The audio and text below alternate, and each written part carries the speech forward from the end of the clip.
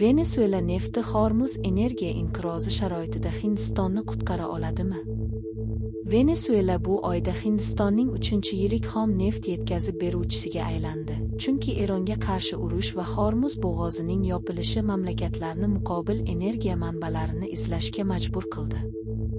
Energiya kuzatuvi ma'lumotlariga ko'ra, Venesueladan Hindistonga jo'natilgan yuklar aprel oyidagiga nisbatan qariyb 50% ga ko'p.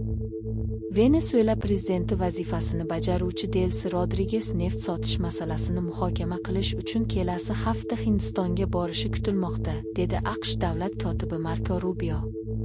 Taxminan 303 milliard barrel neft, ma'lum bo'lgan global neft resurslarining qariyb 17%, Janubiy Amerika davlati dunyodagi eng katta zaxiralarga ega, hatto Saudiya Arabistoni va AQShning zaxiralaridan ham kattaroq. Ammo ko'p yillik sanksiyalar va hukumatning noto'g'ri boshqaruvi Venesuelada ishlab chiqarishni to'xtatib qo'ygan.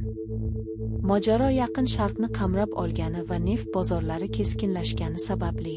Yanvar oyida sobiq prezident Nikolas Maduro AQSh kuchlari tomonidan Karakasdan o'girlab ketilishi ortidan Venesuelaning neft sanoati ustidan nazoratni o'z qo'liga olgan Washington endi Venesuela xomashyosini jahon bozoriga qaytarishga tayyor ko'rinadi. AQSh Isroilning Eronga qarshi urushi sabab bo'lgan global energetika inqirozi fonida Hindiston Rossiya neftini ko'proq sotib oldi.